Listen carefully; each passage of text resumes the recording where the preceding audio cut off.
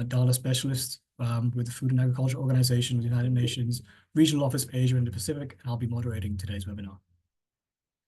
So I'd just like to start by providing some brief opening remarks to open up this webinar. So FAO places great importance on supporting countries to sustainably manage soil and land resources. In the Asia-Pacific region, FAO focuses on building partnerships and providing technical guidance to address significant challenges in maintaining and conserving these soil and land resources.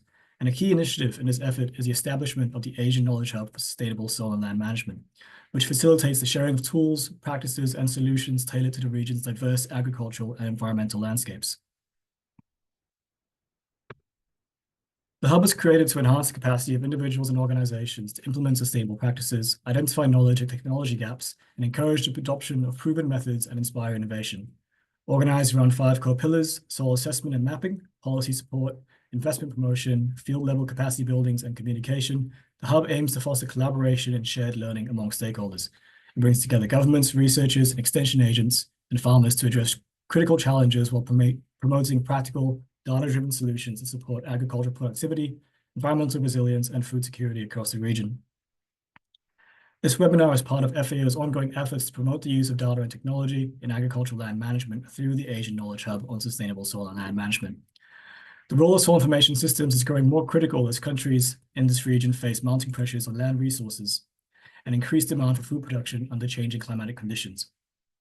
Effective decision-making, whether at the farm level or for national policy, depends on accurate and accessible soil data. Today's discussion is especially timely. Across Asia, we see a rich diversity in soil and land use patterns, with solutions often tailored to local contexts. However, these efforts are often siloed, making it difficult to replicate successes or build on lessons learned. Soil information systems can act as bridges, connecting stakeholders with the data and tools they need to make informed decisions. By aligning efforts regionally, these systems help us to address shared challenges like soil degradation, inefficient land use, and vulnerability to climate extremes. The significance of this work is not abstract. It has tangible implications for livelihoods, food security, and resilience. Tools like Thailand's AgriMap and the Site-Specific Nutrient Management Program, which we'll hear about today, demonstrate how soil information systems can transform the way we plan and manage our land resources. Whether it's improving crop planning, optimizing fertilizer usage, or scaling sustainable practices, these systems provide a foundation for actionable solutions. Of course, no single approach works across the region. Countries across Asia face varying levels of access to technology, capacity, and data quality. That's why today's webinar is designed not just to highlight best practices, but also to explore how we might be able to address barriers in place. And these are shared challenges that require shared solutions. Today, we'll hear from experts who present not only the technical insights, but also the practical experiences in implementing these systems. They cover a range of approaches, such as Thailand's AgriMap system, Malaysia's Site-Specific Nutrient Management Program, and the digital soil map from Nepal. We'll also have a presentation on global efforts in soil information systems, touching on the Global Soil Information System and the International Network of Soil Information Institutions. There'll be a Q&A session at 2 points within the webinar for participants to engage with speakers after each grouping of presentations. And we hope that this is a good point for you to engage with and share your thoughts and opinions with the speakers we have today. Our goal is to leave the session with a clearer understanding of how soil information systems can drive smarter decision-making and stronger outcomes for land management in Asia and the Pacific. More importantly, we hope this webinar can foster connections and collaborations among participants from diverse sectors, including governments, research institutions, NGOs, and the private sector. Thank you again for joining us, and I fully encourage you to engage in today's discussions, ask questions, share your insights, and think about how the lessons we explore today might apply to your own context. Before we begin the presentation, we'll be also having a few polls during the webinar to gauge your experience and your insights into the topics that we discussed today. So just going to launch our first poll, which you should see in front of you, which is to understand what the primary role of participants is within soil and land management today.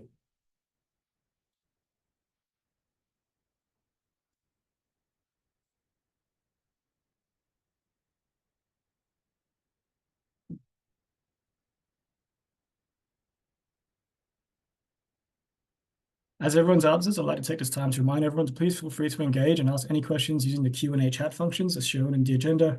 There'll also be 2 periods during the webinar to voice your questions and opinions and engage with today's speakers.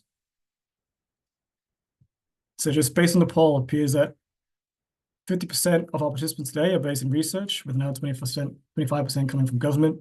And so I really hope that what we just touch on today can be highly beneficial for the industries that you work in.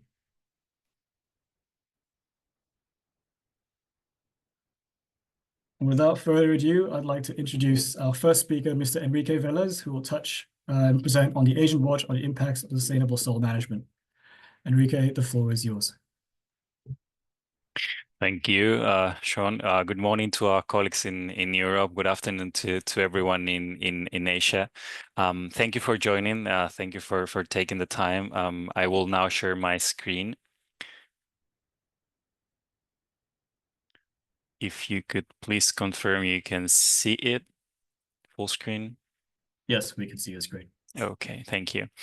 All right. Well, my name is Enrique. Sean introduced me. I'm intern on soil information and data here at FAO, Regional Office for Asia and the Pacific. And I will be presenting today on the Asian Watch on the impacts of sustainable soil management, a tool that is currently being developed by FAO in this office, and that aims to track sustainable soil management practices and its impacts. So brief agenda for this short presentation. So first, the idea is to give everyone a bit of context of what the tool is about. A bit of information about the platform itself, although it's pretty much still in the conceptual development stage. Some information about the regional working group, which is contributing, supporting the development of this tool, and I will also update you on the current developments that we can see now. So, some context for going in depth with the tool itself. So 1.7 billion hectares of agricultural land in Asia in 2021 were surveyed. So including key crops such as rice, wheat, maize, sugarcane, cotton, soybean, tea, coffee, rubber, cassava, fruits, and vegetables. So the reality is that diverse agricultural practices impact yield quality and the environment, right? I think we can generally acknowledge that sustainable soil management is essential for food security and livelihoods. These sustainable practices can help combat soil degradation, but also improve soil health and enhance greenhouse gas mitigation. So in the end, the lack of integrated analysis of sustainable soil management studies can hinder decision-making in the field of sustainable agriculture. So this is a bit the background that led to the idea of developing a holistic platform to assess the impacts of sustainable soil management practices in Asia. And so the development of this tool has been endorsed by the outcomes of the 9th Asian Soil Partnership plenary meeting, which took place in April 2024. And as I mentioned, is a platform to be launched by the FAO Regional Office Asia Pacific. So regarding the platform itself, the SSM Impact Watch, what's the key objective? Well, the development of a holistic, comprehensive database that supports evidence-based decision-making for cost-effective and also impactful implementation of these practices. Specifically, if we had to put this in a research question, we would be asking ourselves, which sustainable soil management practice are most suitable for specific locations, considering their potential impacts? Because of course these practices are very context specific, and Asia is diverse. So derive objectives of the platform to guide investment, to inform project formulation decisions, and also to guide research efforts on the topic by identifying potential knowledge gaps. Who will likely benefit from this platform? Well, it's a wide range of stakeholders. So we have government officials, policymakers, farmers, pastoralists, forest and land managers, extension services and agricultural advisors, development partners, researchers, and of course, private sector and academia. So the idea itself, as I mentioned, is to develop a holistic platform that addresses these challenges to the consolidation of key agro-environmental context to facilitate in-depth assessment of the impacts of these practices across Asia. Essentially, it consists of a platform that aims to display short, medium, and long-term impacts of practices on soil health, plant and water parameters across agroecological zones in Asia, focusing on selected cash crops. Beside these parameters, we are also aiming to include broader environmental and socioeconomic indicators, which I will now go over in a bit. So the platform intends to feature a bottom-up data collection approach, so operating on existing data as much as possible. And the interpretation intends to be quantitative and qualitative, right? So it's suitable to interpret for all the wide range of stakeholders that we are aiming to satisfy. So this is a bit visual, the visual of the idea behind the platform, and also how does the implementation of these practices reflect on these parameters across time? Ideally, we would have specific study sites in which practices are implemented. And for each specific practice, crop and site, we could have different time measurements. So T0, which is baseline, T1, T2, and T3 to account for short, medium, and long term. And we would have, as I mentioned earlier, this range of parameters of soil health, plant crop, and water. And then to report these results using the ecological zones, which you can see in the map. So we sort of have a geographical classifier to interpret these impacts, and of course translate that into quantitative and qualitative results. So this is the general idea of the tool. And although the development of this tool is managed by FAO, a regional working group has been established to provide overarching technical support. The working group collaborates closely with national government offices through members appointed by GSP national focal points. And essentially members have provided and are still providing technical advice, but also data contributions and feedback to the concept we are developing from FAO. The working group is now composed of more than 40 soil experts from across Asia, plus FAO colleagues. And you can find in here an overview which shows the composition of the working group. So now in November 2024, we have more than 40 experts that come all across Asia, mostly showcasing soil expertise, and they have provided critical feedback and are still providing a lot of useful feedback for the development of the tool. So that's regarding the working group. Now, what are some of the current developments? So the working group has met in 7 occasions during this fall. During the following aspects have been discussed. So first of all, we reached an agreement on which crops to consider for the platform, for the sites that aim to be included. And then together with the crops, we reached an agreement on which practices specifically aim to be considered. Together with practices, we also consider specific impacts, which I will now cover a bit more in detail. And lastly, parameters to consider in relation to specific impacts. And also, so we go in detail measuring for each site, for each practice, which parameter is likely to change because of the implementation of one practice or the other. We've also had some meetings on more technical aspects. So we are now working on data harmonization and QA and QC processes, and also on data mapping and database conceptual modeling. So this is what we are currently on. It's likely that we will have some discussions on platform design, but we are now still working on conceptual modeling. So regarding the crops, to make a decision, we base ourselves on existing data from FAO Stat, so production and extension, and also consultations with the working group member. And for the practice, we took a really similar approach. And so in the end, you can see an overview of the selected crops in here, which are rice, wheat, maize, sugarcane, pulses, palm oil, vegetable, cassava, fruit trees, and rubber, which represent the mosaic of crops that we aim to track in Asia. And we have a wide range also of practices, so cover cropping, crop rotation, and also intercropping. But we also have more other practices such as alternate wetting and drying or direct seeded rice, hill soil and erosion protection, application of amendments and biochar, lime, integrated nutrient management, and also, of course, regular soil testing. So the idea was to compile a bit the core practices and crops to end with an accurate picture of the sites we are going to monitor, right?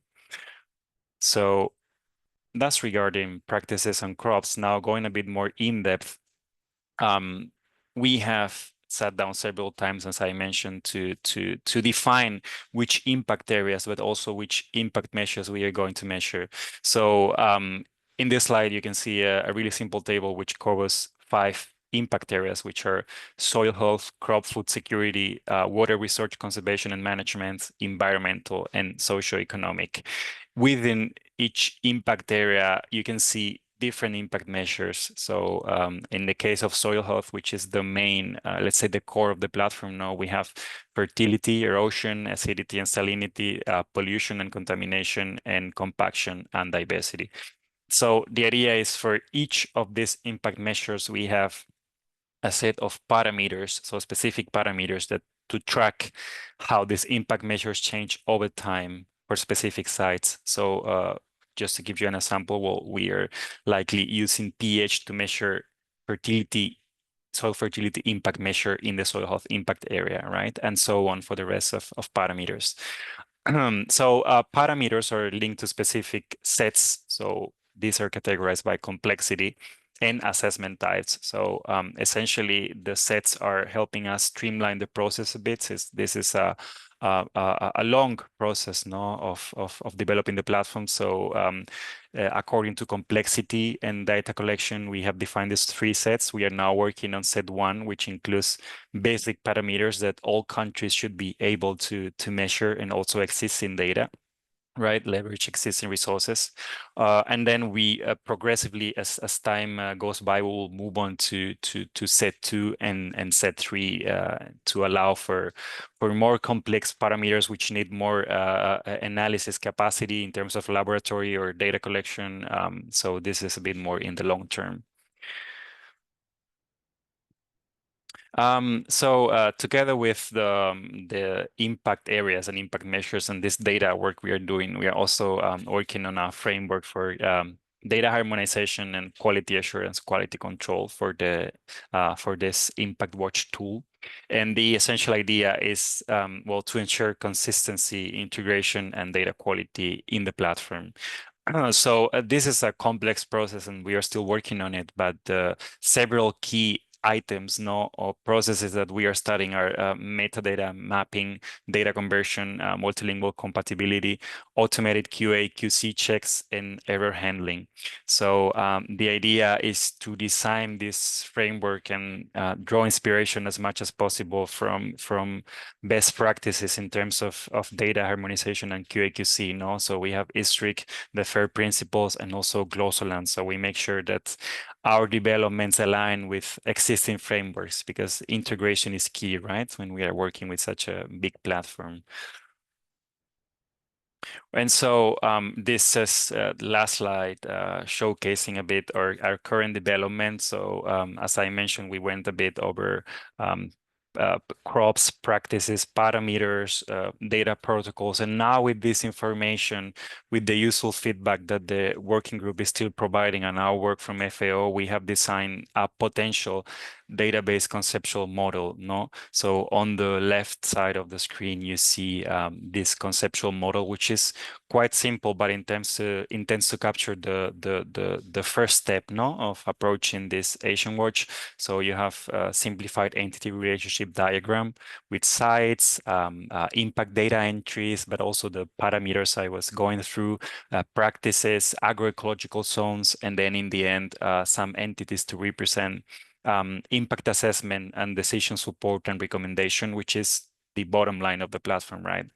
And what you can see on the right side of the screen is just a snapshot of the data harmonization and QA/QC process, which we aim to include in the conceptual model and therefore in the platform.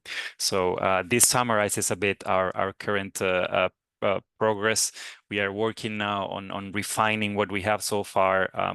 The core meetings were really fruitful. Now we are getting a bit more in database aspects. So we are moving internally, but we are open to feedback.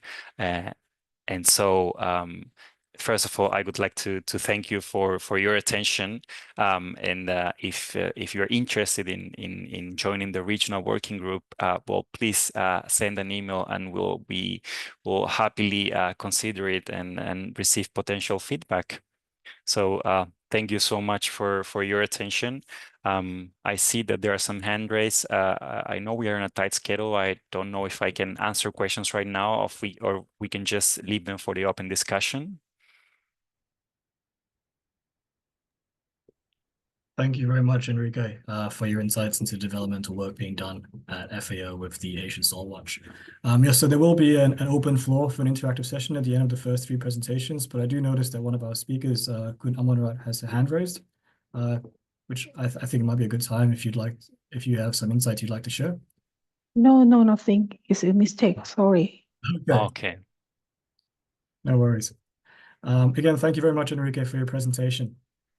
And as I mentioned, at the end of the first 3 presentations, we will open up the floor to an open Q&A session. Coming up for the next presentation, I'd like to introduce Kun Amonrat Sapet, Agricultural Research Officer of the Land Development Department, and Kun Wongnarat Kantuwan, Senior Research Assistant at the National Electronics and Computer Technology Center of Thailand, to talk about Thailand's AgriMap system. AgriMap integrates up-to-date data from all agencies under the Ministry of Agriculture and Cooperatives, allowing users to access them easily via internet or the smartphone. The tool supports planning and decision-making in agriculture, crop management, market analysis and trade, and natural resource management. Kun Amonrat and Kun Wongnarat, the floor is yours. Okay, good afternoon and good morning, everybody. My name is Wongnarat from NECTEC, National Technology, Computer and Electronic Technology Center. Today, I'm very excited to share with you a comprehensive overview of the AgriMap, which is a Thailand map application for adaptive agricultural management. This initiative represents as a significant step forward in sustainable land management, aligning with our shared goal of supporting informed, efficient, and also sustainable agricultural practice. Okay, let's explore how this tool benefit various sectors, from the policymaker to all the farmers in Thailand. Okay, at first, let me give you some interview about the AgriMap. Okay, AgriMap is a map-based application tailored to address the challenge of modern agriculture in Thailand. It is instrumental in crafting national policies such as agricultural zoning or promoting alternative crop, matching demand and supply, and also planning the financial assistance for the farmers. AgriMap harnesses with spatial data to provide actionable insight for adaptive management. The journey of AgriMap began in 2015 with the launch of What2Grow technology by NECTEC for introducing adaptive map analysis.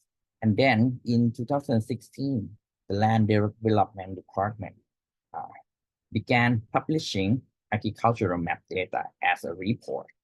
So in the same year, the Ministry of Agriculture and Cooperative collaborated with NECTEC to bring AgriMap into the online platform, making its data accessible via a website powered by the What2Grow technology.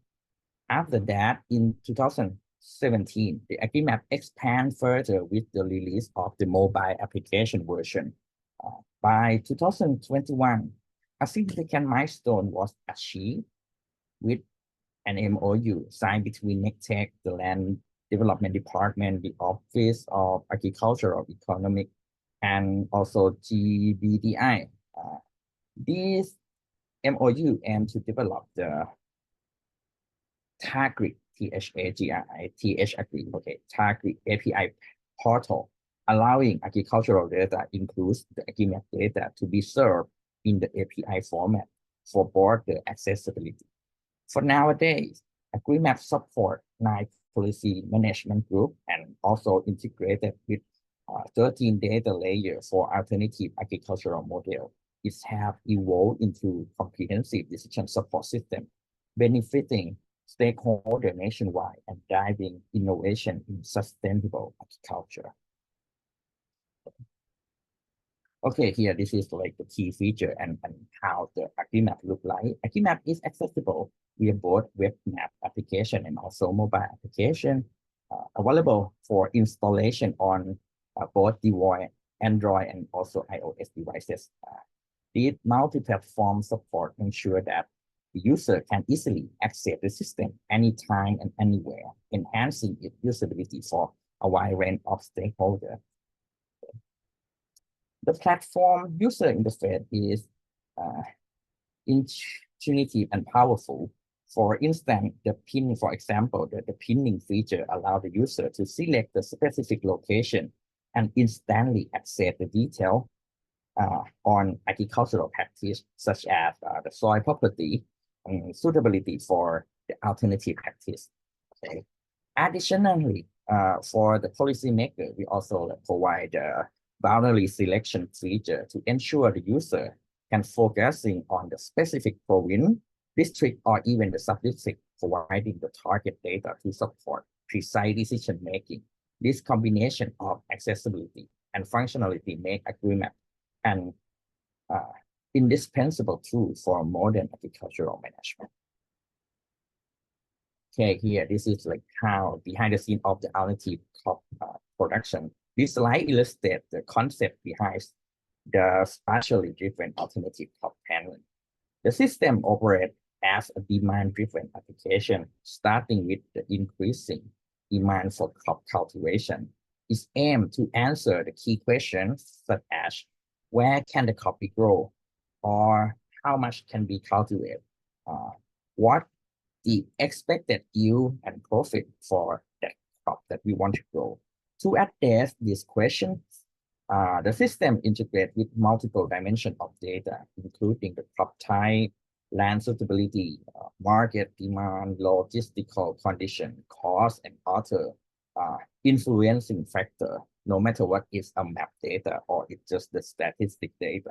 Okay, by optimizing this data, the system maximizes the land use efficiency by recommending the crop replacement for unsuitable practice. This recommendation ensures the market stability while enabling the farmer to achieve the maximum profitability. Okay.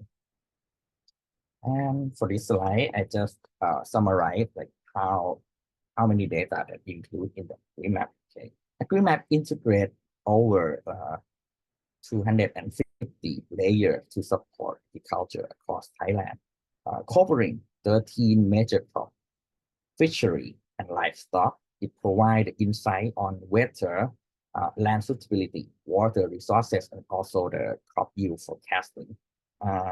The system also features with a back-end management tool that streamline the data update and automate workflow for statistical processing and alternative crop suggestion for ensuring the recommendations are always up to date. So with this capability, AgriMap empower the farmer and also the policymaker to optimize land use and drive the sustainable agricultural management efficiency. Okay, yeah, this is like just some insight and statistics about the AgriMap website.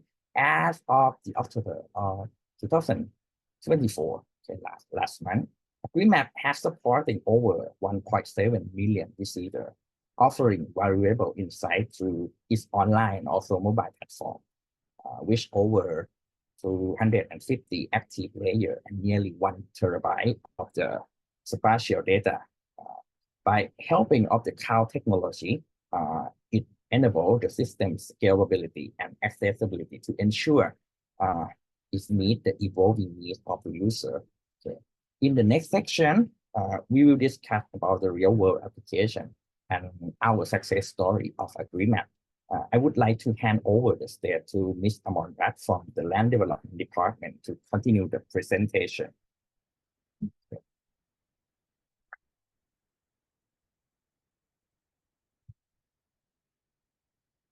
Amon Rat, I can't hear you. Could you please turn on the mic? Okay, thank you, sorry. The current use of AgriMap system, we have divided into 5 sectors. The first one is government sector. The zoning by AgriMap project began in 2016 by the Ministry of Agriculture and Cooperatives to reduce farming in unsuitable area. In this area, the farmers often face low yield because they need to spend more on the hectare input and land adjustment to make the farm possible. This high cost might not be worth it for the farmer. AgriMap 2 will help the ministry to check if the farmer land is suitable or for the program.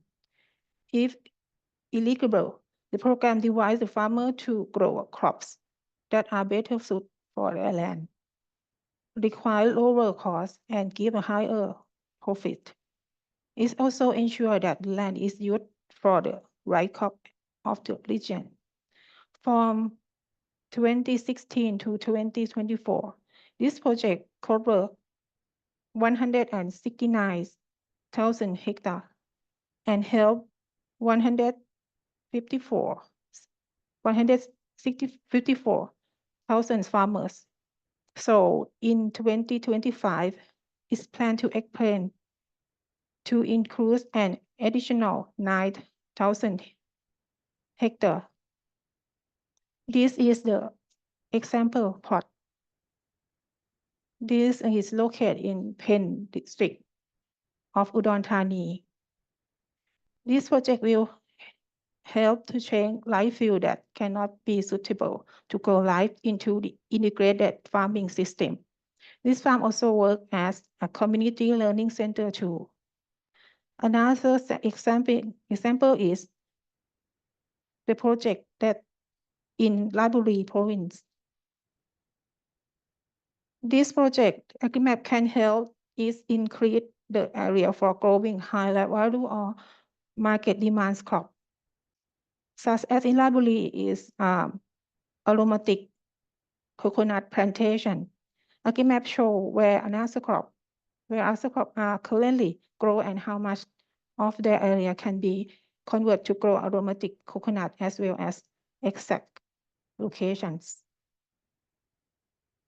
The second sector is the farmer. The farmer use AgriMap to choose the best crop for their land and find the buyer for their product. They can also use AgriMap to find the local office of Ministry of Agriculture and Cooperative to ask for help too.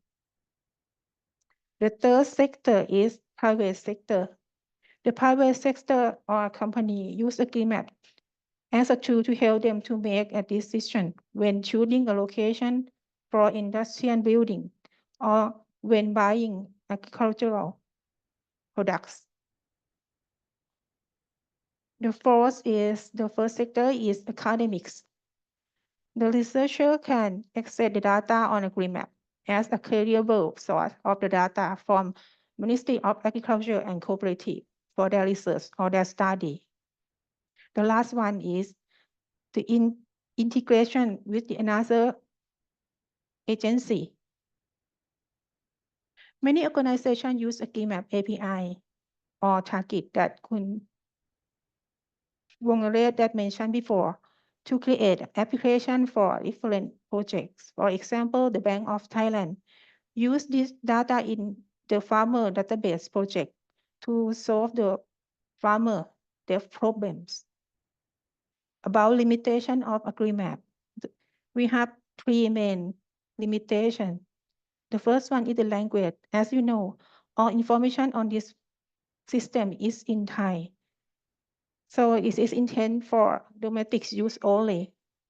The second one is about the budget constraint because this is sufficient funding to modernize the system and make it more user-friendly. The last one is data update. The information on this platform is not updated in the real time.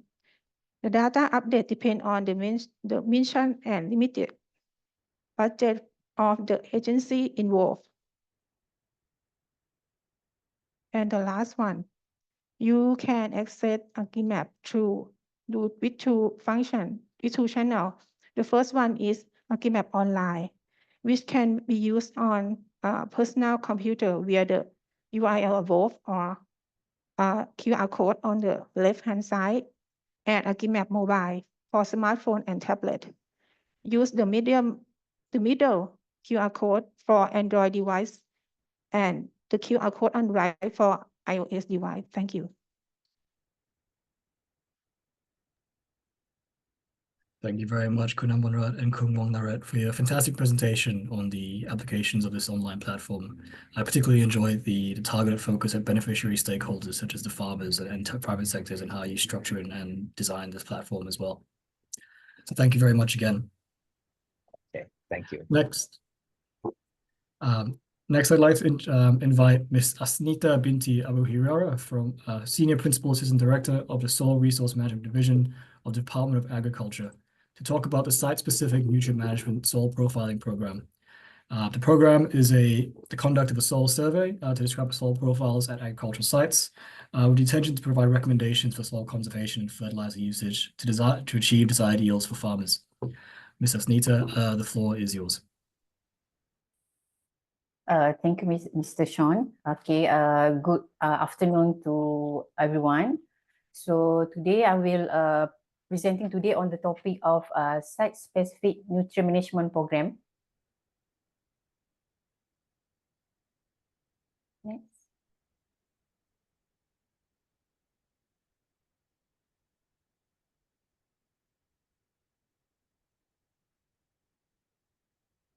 Okay, actually this program is implemented by the Department of Agriculture, known as DOA, and Malaysian Agricultural Research and Development Institute, MARDI, in cooperation between agencies and states that involved in the rice granary and non-granary area in Malaysia.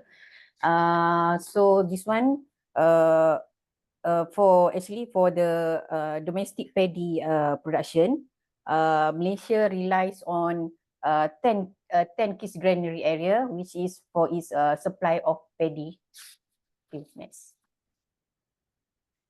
So for the introduction, so the national average yield rice production in Malaysia is around 4.15 metric ton per hectare, which is a high performing area such as in Penang, in Selangor and Terengganu, where is having a yield about more than 5 metric ton per hectare.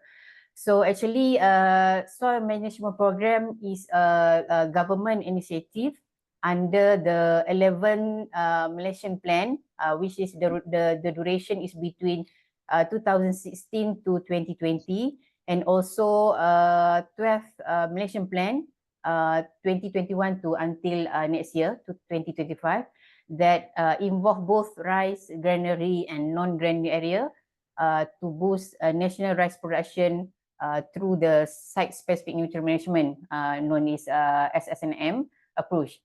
So actually this program involves about 191,106 hectares for granary area, and for non-granary area about 45,500 hectares.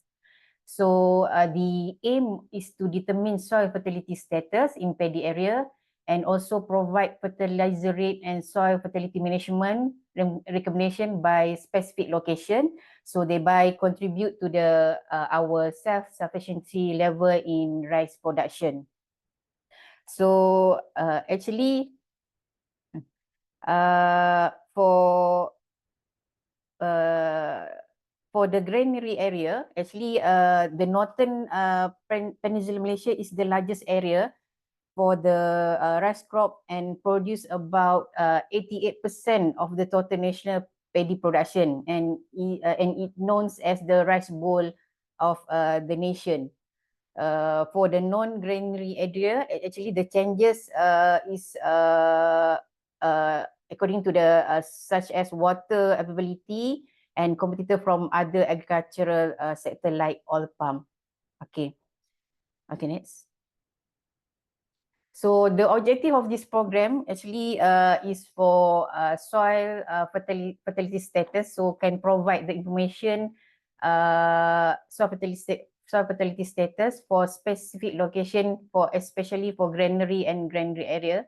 And the second one is for fertilizer recommendation, where is the fertilizer rate recommendation based on crop nutrient requirement according to the targeted attainable yield and soil fertility status for location specific. So this project focus on specific location, so we can manage for the supply of the fertilizer.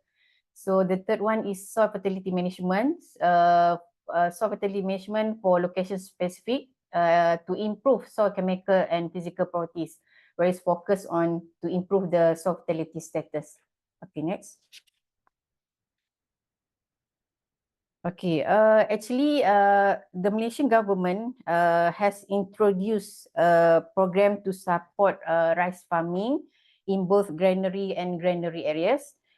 So this includes subsidies for seed, fertilizer and pesticide, as well as assistance with irrigation infrastructure. So at the moment, for current scenario, the fertilizer supplied by Malaysian government through a subsidy scheme, according to the blanket recommendation based on rice crop nutrient requirement, which is 120, 70 and 80 kg per hectare for the paddy nutrient requirement. So under this scheme, the total nutrient received by the West Coast are 104 kgN, 40 kg P2O5 and 62 kg K2O kg per hectare. And this one cover for both West Coast and Sabah and Sarawak. And for East Coast, the nutrient requirement is 103 kg per kg for N, 50 kg P2O5 and 62 kg per hectare for K2O. So for the current scenario, fertilizer management for paddy in Malaysia actually is blanket recommendation. So this program maybe can contribute for the to increase the rice production. So for the nutrient management, actually it contribute about 40% of contribution factor to the rice crop yield, and others the balance is 60% contribute by the effect by the crop management, infrastructure and weather. And of course for the nutrient management, we focus on the 4R concept, where it is important to make sure that we provide the right source, right rate, right time and the right place. Okay, next. So according to the program, there are actually 7 steps that the method of the implementation. So the first one, we do the soil survey and sampling, and then also we did determination of soil bulk density, and we do a soil sampling analysis for both method, either by in the laboratory and also in situ analysis. And then we also observe soil bearing capacity, and then do the data interpretation and mapping, and for the fertilizer recommendation, and also the soil fertility recommendation. And then lastly, we do the field verification and upscaling plot to verify the fertilizer rate that for the recommendation rate. And lastly, application rate of fertilizer recommendation for the location specific. And both method we use currently, we use in situ analysis. So compared to laboratory analysis, but still we compare the lab analysis to compare between the lab result and the in situ analysis. So the benefit of use in situ analysis is a fast result and real-time data. So also for rapid test for monitoring of soil chemical properties compared to the lab analysis, which is time consuming. Okay, next. So based on the latest technology we use in these programs and our near infrared spectroscopy for soil analysis, which is in situ technology, all principles used for the development of this technology have been studied and widely used. And also the equipment is used in area with established soil data to compare the result or as a guideline, which is the parameter is soil chemical properties, which is for pH, CEC, organic matter, and etc. So this technology also proposed and identified by Malaysian Technical Agency, which is Malaysian Nuclear Agency, and also the comparison for cross-checking in situ tools analysis result with the laboratory result, as the equipment is still being developed to enhance local data and to improve the algorithm, so that we can manage for the fertilizer rate recommendation and also for recovery soil fertility recommendation. Okay, next. So for the project output, this project can provide the soil map, soil fertility map, and also the soil bearing capacity map. Other than that, can provide the soil fertility status for granary and non-granary area. So we know the total area to estimate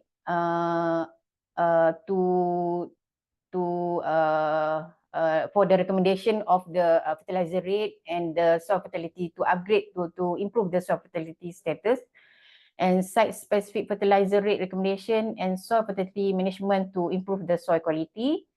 And then recommendation for the effective mechanization, because we face the problem with the soft soil. And lastly, geospatial data of soil fertility status, especially for granary and granary area. This one we download in geospatial information system.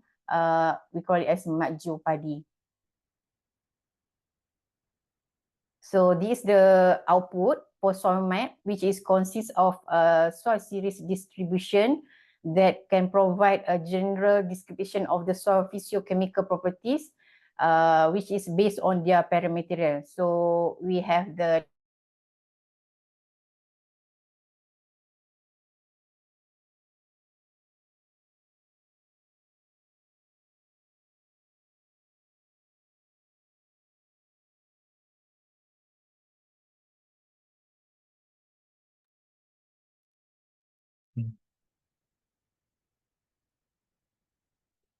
Miss Asnita, are you still? I think you may have cut out from the connection. Are you still there?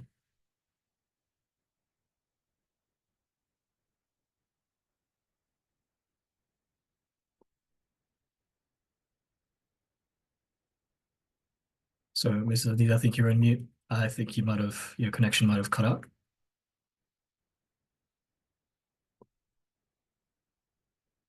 Yeah, sorry for the interruption.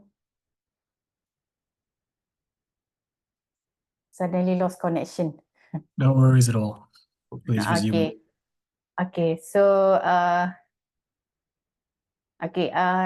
recommendation for soil fertility management to improve soil chemical properties. Okay. Next. So this the main thing, fertilizer recommendation based on targeted attainable yield and soil fertility status. As I mentioned before, we have a blanket recommendation. So this project, we can identify each granary, the fertilizer recommendation based on the target attainable yield and also for and soil fertility status. So these five granary area, as an example, we have the fertilizer rate compared to the current rate, which is more lower compared to the especially for N, but currently is 120 kg per hectare. So based on this program, we can identify the rate of fertilizer is about 80 to 90 kg per hectare for N. Other than that, maybe like slightly the same. Okay, next. So this one, evaluation of soil bearing capacity, because our machinery is quite huge, and so we also have a recommendation of soil recovery method to tackle the issue, and a recommendation of suitable machinery and soil amendment to prevent hardpan damage, because in a year we have 2 seasons planting the paddy. Okay, next. Okay, lastly, for the conclusion, so hopefully this program can increase yield productivity of rice for crop production and also improve the farmers' income, and fertilizer recommendation based on crop nutrient requirement according to the targeted and traceable yield and soil fertility status for location specific compared the current situation. So we will tackle the issue based on the nutrient requirement for the fertilizer recommendation. So also can minimize fertilizer waste and optimize irrigation system to increase the productivity.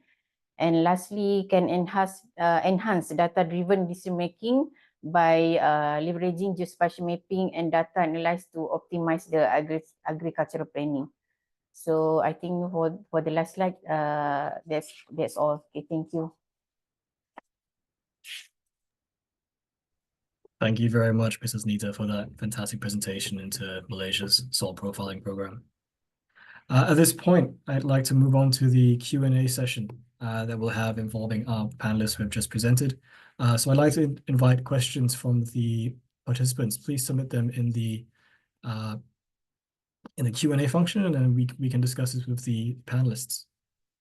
Our first question is from Ms. Iza Abud Mohammed about the AgriMap program. He's asking, will the AgriMap app soon be available for use in other Asian countries? It has great potential to enhance agricultural activities and increase production. Kun Amanrat or Kumong Naret, please.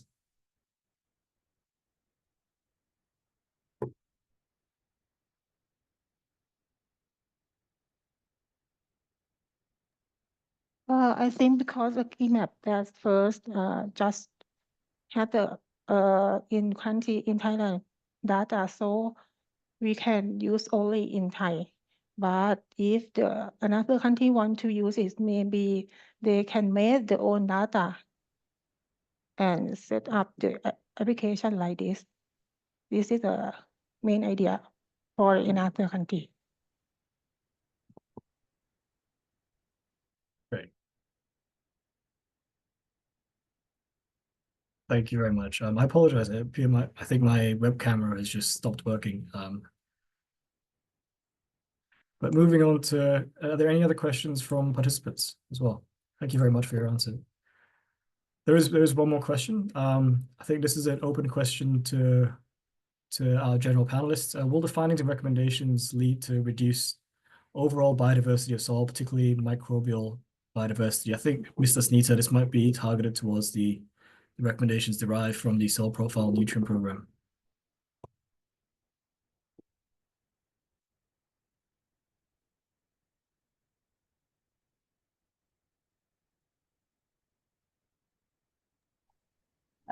Okay, actually, this project should cover in microbial part.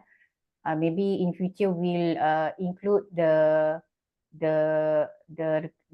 parameter based on the microbial, because it also contribute on soil fertility status, and also can upgrade this program to contribute on to increase the yield production. Maybe in future we'll include based on this microbial part. Thank you very much. I do have one question for the AgriMap program. So the AgriMap includes complex data layers and various analysis tools. And within your presentation, you touched on farmers as being one of your targeted stakeholders. So what steps have you taken to make this information accessible to non-experts, such as farmers or field extension workers, accessible and usable within their contexts?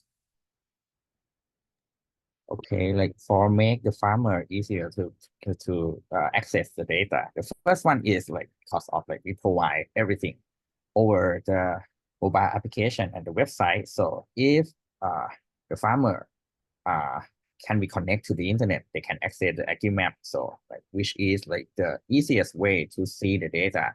And another function that very helpful for the farmer is like the pinpoint function. So the user just drop the pin into like their farm, their land, or their plot that they want to know the data, the insight. So after that, the AgriMap will provide everything about that places.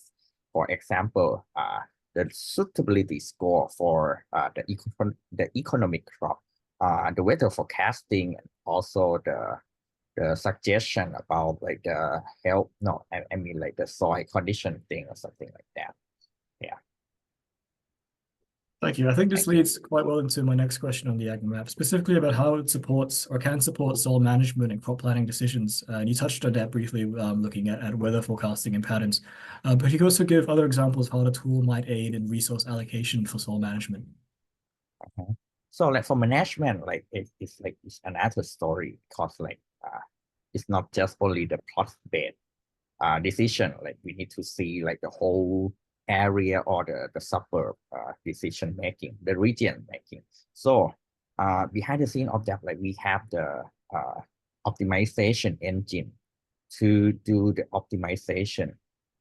For example, if for nowadays, like we have the one economic crop that the price is not that good or the profit is not that good. So by the way, on the other hand, they have like another demand of the new economic crop. So it might be possible or might be potential to suggest the farmer who plant the low profit crop, which can be changed into the new one if their land have like high suitable score or something like that. So the key of the optimization engine is about like provide everything like from the land suit, the land use as a raster data, and also like the demand and marketing conditions. So and also the cost. So the goal of this optimization engine is to enhancing the utilization of the land and gain the profit for the farmer. Thank you. And after that, this data will be provided to the decision-making policy, something like that. Thank you very much, Khun Wongnarai. That's a very good insight into the role of the system. Ms. Asnita, I would like to ask you a question about the site-specific nutrient management program. So as the program evolves, what future improvements or expansions are being considered? And are there any emerging technologies you see playing a role in improving soil data collection and analysis? You mentioned on the utilization of NIR technologies as well, but where else do you see this program moving?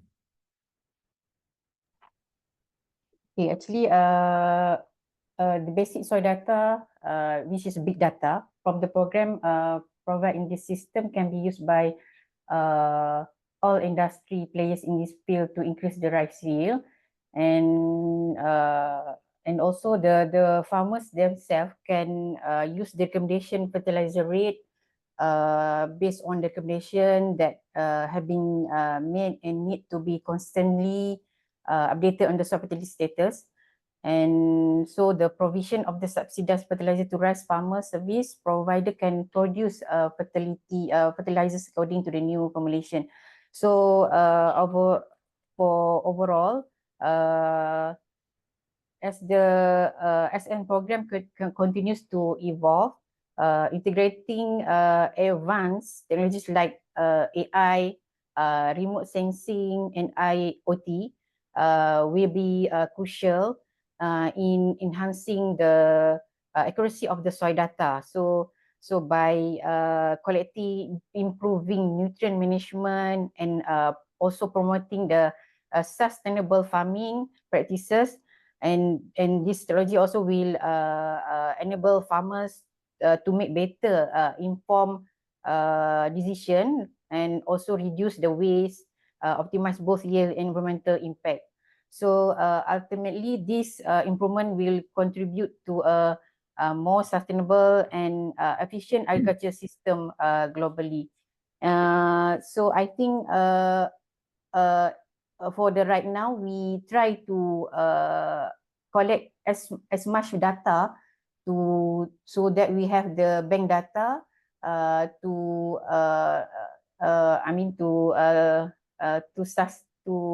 update our data so that we can manage to do a better recommendation based on the soil fertility status, and also for the rate fertilizer recommendation. Thank you very much. And touching again on the use of new technologies. So the program has a big focus, like I said, on the NIR, and you mentioned using existing data, sampling areas with existing data to validate the accuracy of the information derived from NIR sensing. Could you discuss a bit about the potential trade-offs of using these methods, and perhaps the range of accuracy or error that you're working with by using NIR to sample? Actually, NIR is the latest technology we use. So maybe this one is we use for maybe the benefit of NIR spectrometry in soil analysis. They can provide instant result. So, and also the accuracy also have a high accuracy for routine properties, but maybe vary. And also for environmental impact, eco-friendly and no chemical use. But this one directly we take the sample and we capture the data. And also for the cost of purchasing and calibrating the NIR spectrometer can be the barrier. And for based on the soil heterogeneity is quite a limitation so we have to take care for the soil sample with careful sample preparation or additional reference analysis to allow tackle to this challenge. Thank you very much. And I think I might ask another question to Gurmonnarat and Amonrat. So it was touched on a bit earlier with another question to ask if the tool would be developed for other countries in Asia as well. But currently, within the context of Thailand, the tool is only available in Thai. But are there any plans, and given the interest from a wide range of stakeholders, including international researchers and development partners, is there a plan to make the tool accessible in other languages as well? I think I already answered that by typing, but let me clarify this again. Like, technically, I think this technology is possible to expand for sure, but the most challenging thing is the data.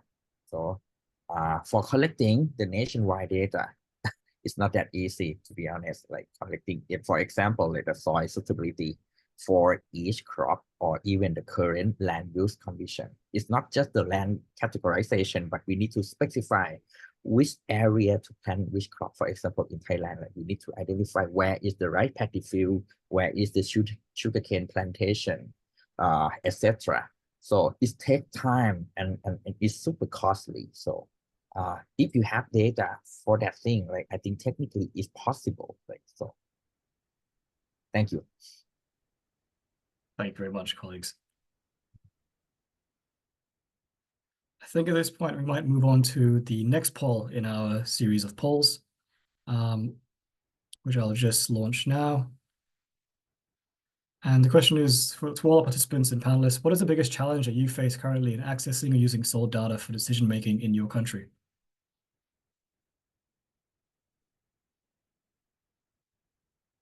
I think we heard as well from our speakers about the challenges in collecting data and being able to translate that information as well.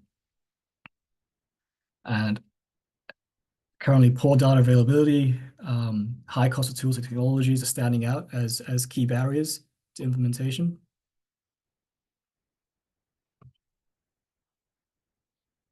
And yes, poor data availability. So it appears that this is quite a common trend among our participants today. Our panelists and speakers, what are your insights into these particular barriers as well, and what are your experiences with this in developing in your systems? I think you actually touched on this quite a fair bit, so I think you're okay there.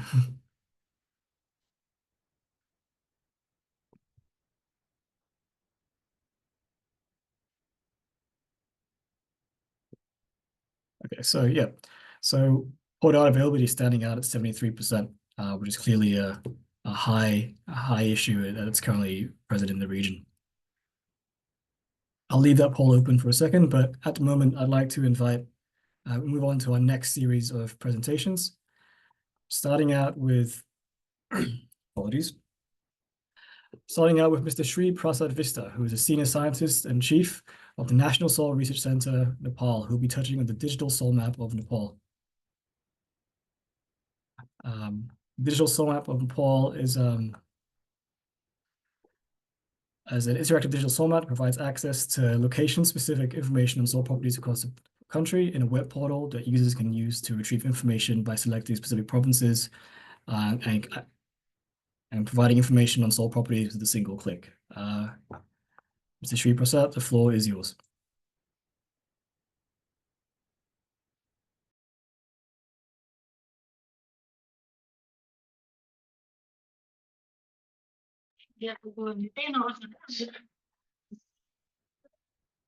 Just a minute. It's good. Yeah, I'm sorry. I took some time. So, No worries at all. When you're ready, please. And please feel free to share your screen. yeah.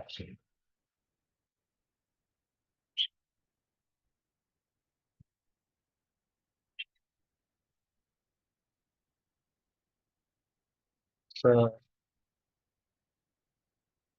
hey, namaste and a very good afternoon to everyone. This is Sri Prasad Vista. I work for Soil Science, National Soil Science Research Center. Yes, I came out from the hall. It's a bit noisy, I guess. Anyway, is it audible? Am I Yes. audible?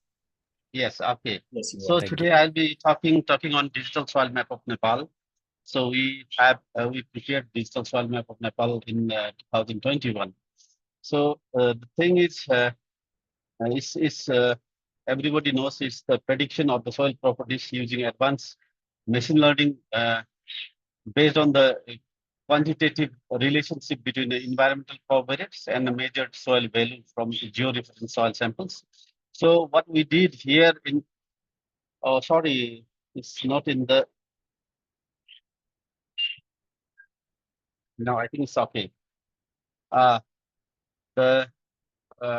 presenting on background because soil testing facilities in Nepal is very poor because we have 7 provinces. In every province, we have only one soil and fertilizer testing laboratory. So including the private and other research university labs, we have only 16 total soil laboratories in Nepal. So the access of the farmers to these soil laboratories is very poor. Some of the farmers, all the laboratories are in the plain areas, and we have different ecology. Now we have hills and mountain as well. So it's quite difficult for the farmers to get the access from all the soil testing research facilities. And we were also not having soil information system, and soil fertility maps were lacking. So farmers were not aware about the soil fertility status of their land, and they do not know how much amount of fertilizer have to be applied, or which fertilizer they need to apply for the production of the crops. So it was very much difficult for the government as well as the other stakeholders to design some strategies to improve the soil fertility or to manage the fertilizer. Also, it was very much difficult to estimate the soil fertilizer requirements for the country. as well as the to correct the soil acidity. It was very difficult. So we initiated this development of digital soil map so that can be accessed by everyone.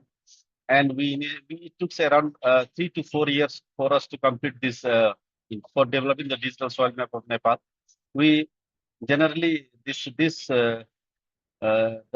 digital soil map of Nepal was prepared by Soil Science National Soil Science Research Center in collaboration with the USAID funded Nepal Seed and Fertilizer Project. A task force was formed in the National Soil Science Research Center. Within this NARCS, some of the staffs from this National Soil Science Research Centers were involved. I was the main person who was involved. I was the coordinator of this task force. Then we organized series of meetings with the concerned stakeholders, and we reviewed the work, what has been done in other countries.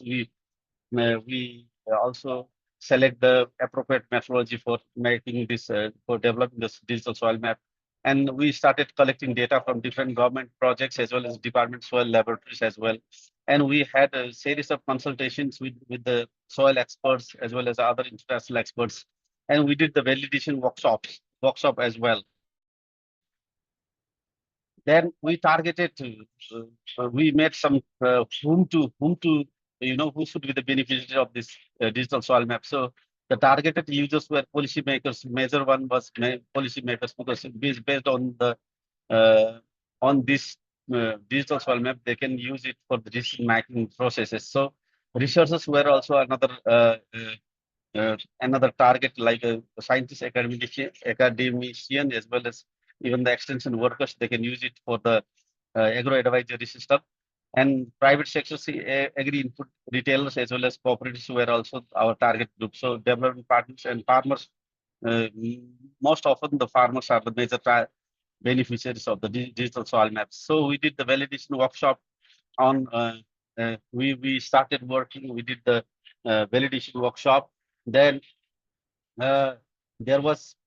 before we finished, we did the pre-launch technical discussion forum discussion in the Ministry of Agriculture and Livestock Development. We briefed it to the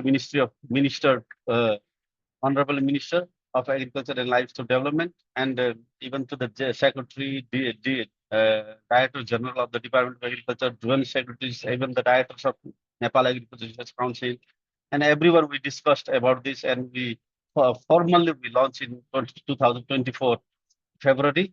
It was launched by the Prime Minister of Nepal, and this is the photo showing that the digital soil map of Nepal was officially launched. And during that time, we could cover only 56 districts. So we have 77 districts in total. By that time, all mountainous regions, mountainous areas were lacking. So we did, we collected around 20, based on 23,273 point data. We prepared the digital soil map in Nepal, and it can be very easily accessible. So by clicking soil.narc.gov.np, you can very easily, everyone can access it. And we have a guidelines, and the guideline says that every 2 years we used to revise. So we revised again in 2022 during the World Soil Day program. We updated, we launched the updated map, and by that time we could cover all the districts, all 77 districts, all provinces. So the update we could the updated soil map for the that has 30,548 soil data, and we prepared most of the soil properties map. And we do have so many challenges, like data collection was one of the challenges, because nobody want to share the data So data collection and compilation was one of the major issues. But at least we had around 4 lakh data, 400,000 data. But out of that, all the data were not georeferenced. So we could get only 23,000 georeference data. From those data, we produced the map. So we updated again. So now the process this year also we are updating, and we have around 10,933 data in total now. I mean, within these 2 years, we could we could do the sampling and analyze of 10,000 around 11,000 data we have. So technical manpower, we were not having.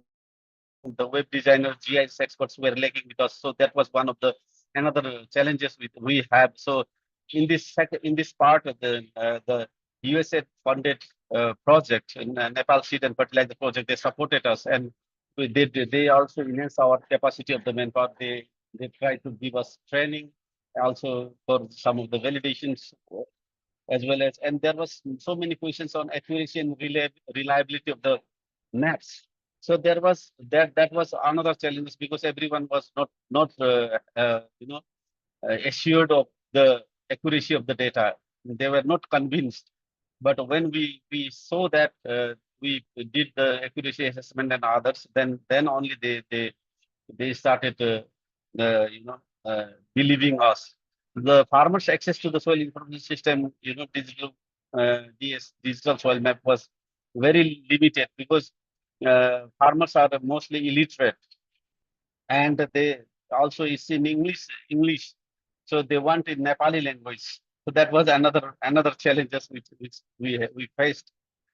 So the management of the digital soil map we have, which is owned by the government of Nepal. We have the digital soil management procedure, which is approved by the ministry level decision and implemented throughout the country. We have steering committee, which is chaired by the Secretary of the Ministry of Agriculture and Livestock Development. And we have another technical committee, which is chaired by the Chief of the Central Agricultural Lab.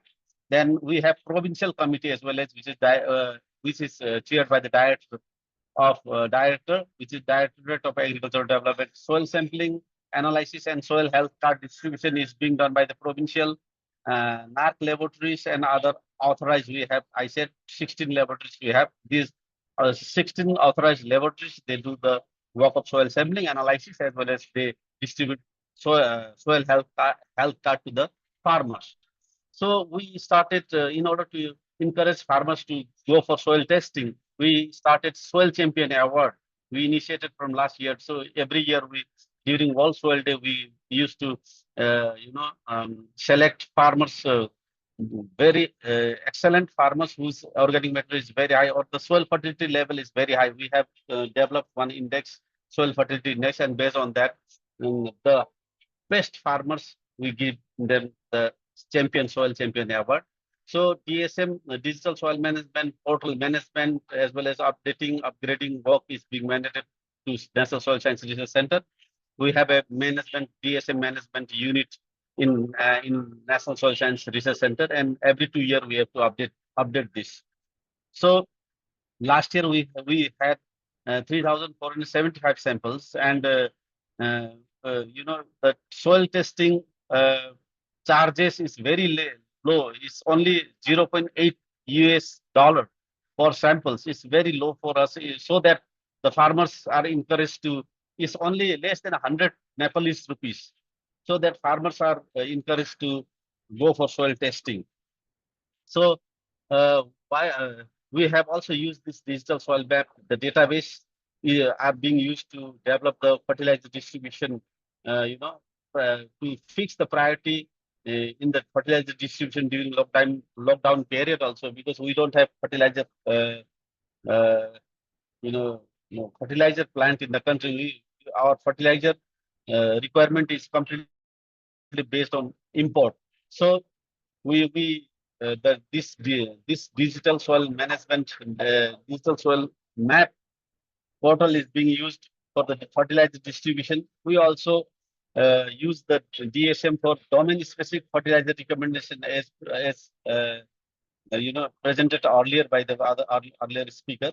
So we also did for fertilizer recommendation, and some of the municipalities have started using estimating fertilizer requirements based on the soil properties using this digital soil map. Also, some of the programs like subsidy programs on liming program and other like tillage, etc., are being given by the government using this digital soil maps.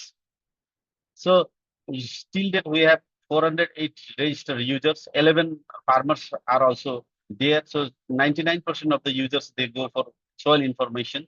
So when we see this, the trend, how many users have visited our web page. So I could say that earlier, when we compared earlier first 16 months and the last 16 months, then we could see that in the first 16 months, only 17,000 users have visited our website. But in the next 16 months, 129,000 users have visited. So it's almost 5 times higher than the earlier. So the use of this digital soil map platform is increasing every year or every month. Yeah. Now we can see that around 150 users are every day they are visiting our websites, and they are taking the soil information of their own land. So it's very easy. It's interactive map we developed.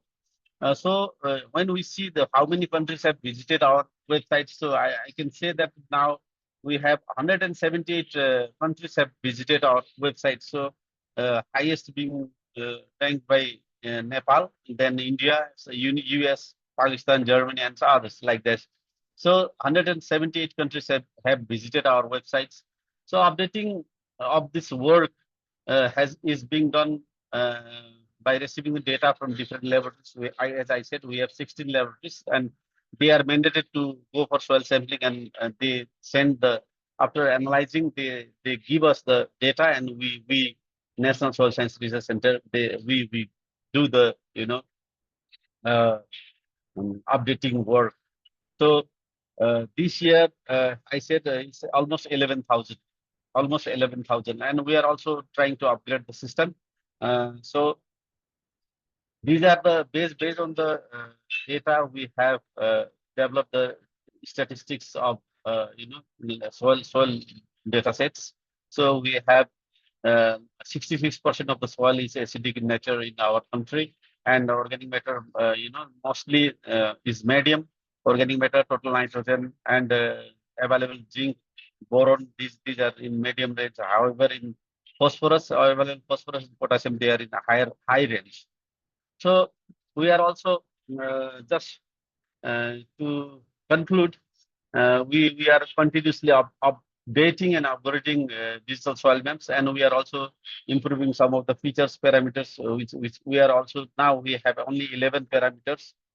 We have like a parent material, we have pH, organic carbon, nitrogen, phosphorus, potash, then sand, silt, clay, zinc, boron. We have only this much, but we are also thinking of the other physical parameters like soil moisture, soil temperature, as well as density, soil bulk density, particle density.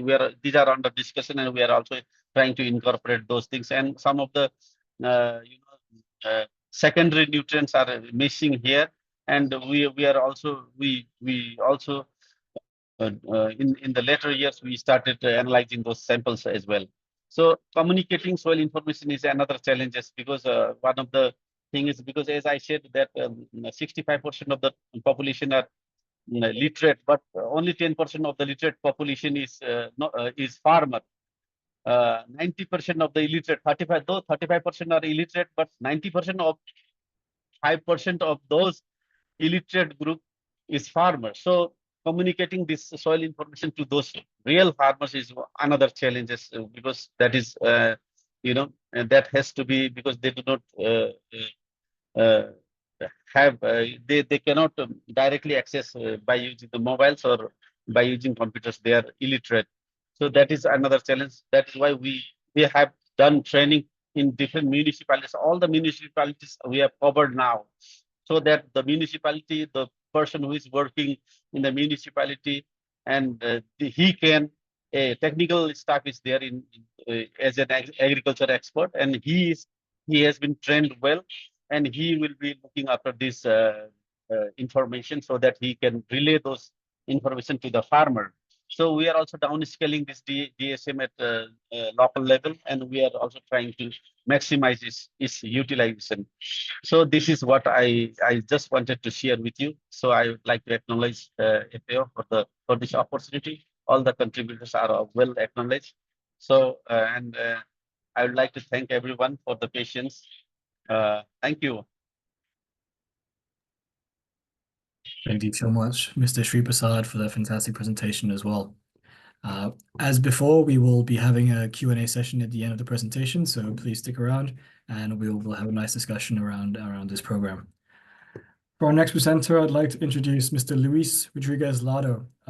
He's a consultant on soil information and data with the Global Soil Partnership of FAO, and he's going to be talking about global efforts on soil information and touching on the international network of soil information institutions and the Global Soil Information System, GLOSIS, and other national soil information systems. Mr. Luis Rodriguez, the floor is yours. Thank you, Chairman. Welcome everybody, and thank you for inviting me for this presentation. First, I would like to share my screen in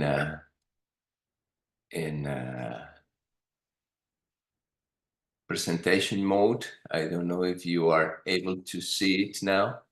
We can see the screen, but not in presentation mode. Not the presentation. Present.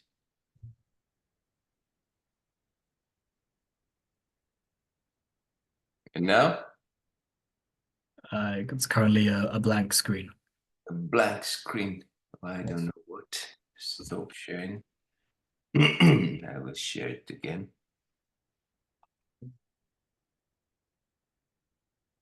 I will try to do it. I will try to do it like this. Share the whole screen. Share.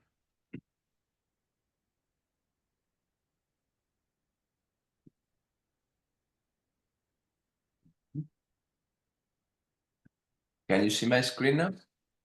We can see the screen, but not the presentation. If there are technical issues, though. Anything. You don't see anything from my presentation. And now? Yes, now we do. Okay. So I put like this in a screen. Now we can see it. So thank you very much for the invitation to this webinar. I am Luis Rodriguez Lado, and I am a consultant at the Soil Information Data and GSP and FAO Rome. I know some of the participants because we're sharing some information through trainings that we deliver in our unit. So I will introduce here the activities that we are doing to share information at global level through INSI and GLOSIS. I will start with the presentation of what is INSI. INSI is the International Network of Soil Information Institutions. At FAO, there are 7 international networks, and INSI is the international network, the first international network established in FAO, was established in 2016. It's coordinated by GSP, supported by us in the GSP Secretariat, but also from members from ITPS. And we established 6 thematic working groups specifically for different tasks that doing in the group. INSI is covering all the activities of the working area in soil information and data. 122 FAO members, member countries plus the European Union are forming INSI. And the main task of INSI is the development of the Global Soil Information System, GLOSIS. Many of you heard about it.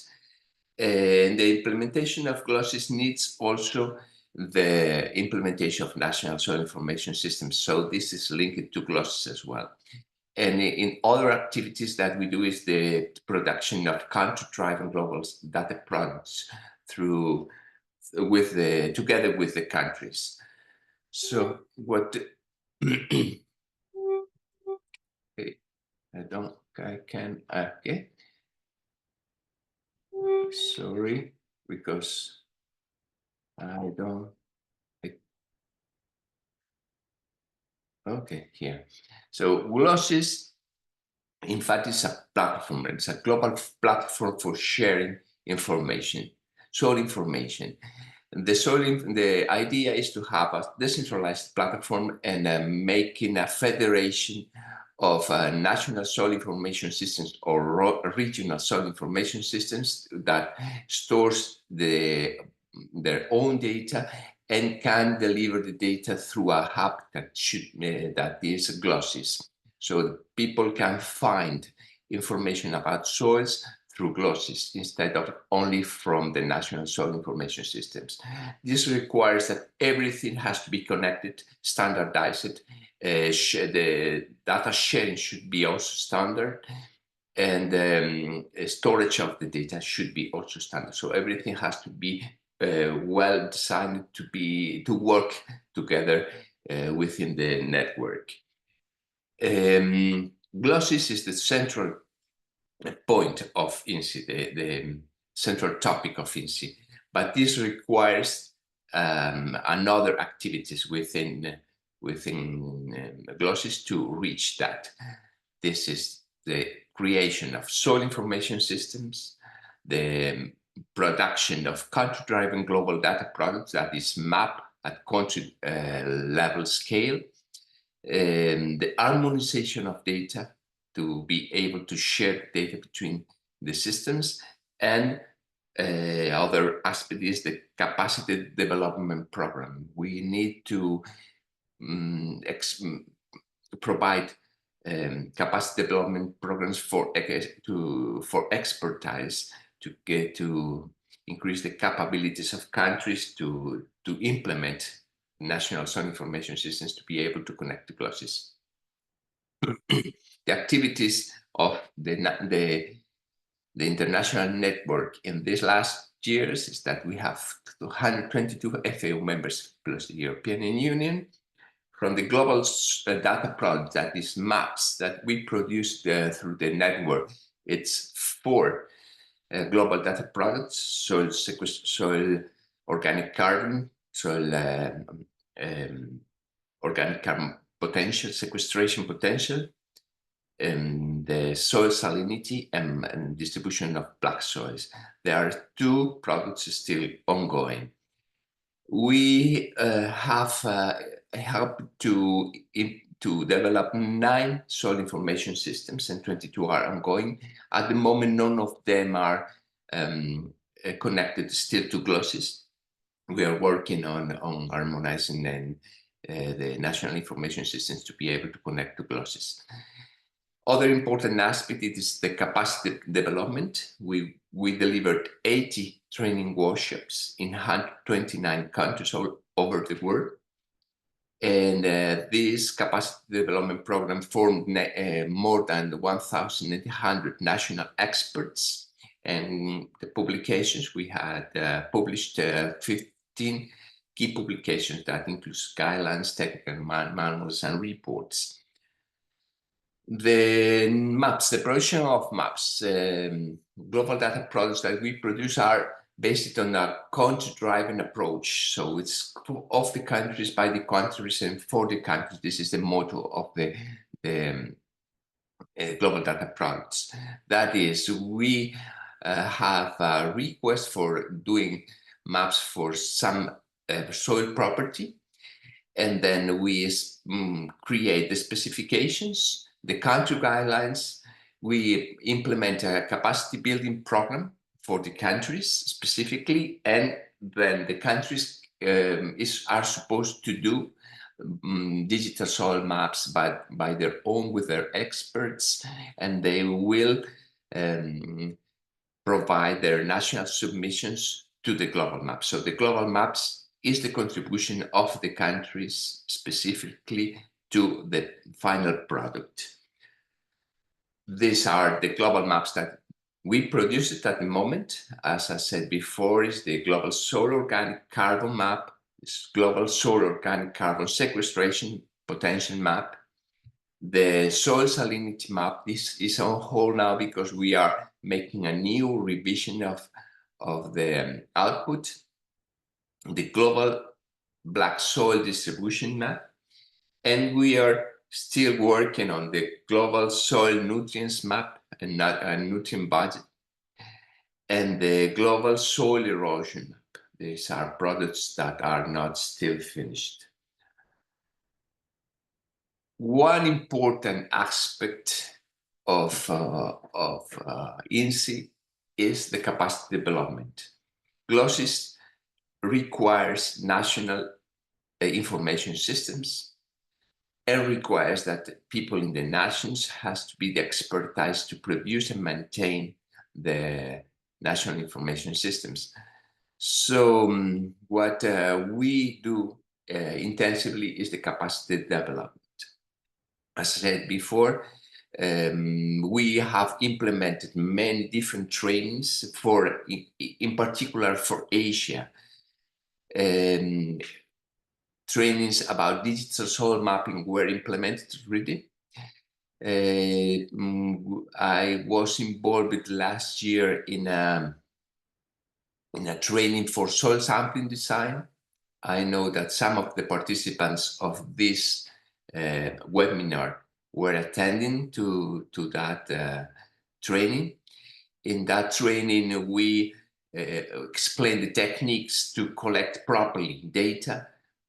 So in a manner that we don't randomly select sampling points, but we select them randomly with a meaning. So that is looking for the locations that facilitates the digital soil mapping activities, so that are significant for the next step, that is producing soil digital maps. In relation to that, I know that some countries in Asia have already been implemented this strategy, and they're going to the field to collect data samples according to this strategy of soil sampling. This is a prime. We need also in GLOSSIS that everything has to be harmonized. I think this is a big topic. So when we want to construct something that is global, the global databases has to be harmonized, has to have the same structure. Like that, the nodes can connect with each other and can exchange data in a proper way. This is a new implementation that we were working from last year, is using ISO 28258 as a background to deliver a data model for sharing the data. In this case, we are implementing training for understanding how databases can be collected, how soil data should be collected and put into the system to have a harmonized database for the countries. It's difficult because it works with Postgres. It's not a easy database for non-beginners. So we have to follow a number of rules, and we have delivered this dashboard in which the data is stored, is filled in Excel files, and then the application automatically shares all the information between the all elements, table elements within the database.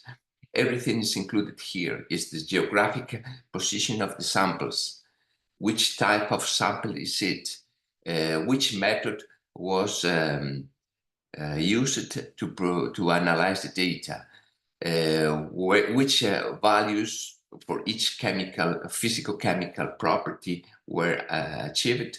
So everything is here in a standardized way.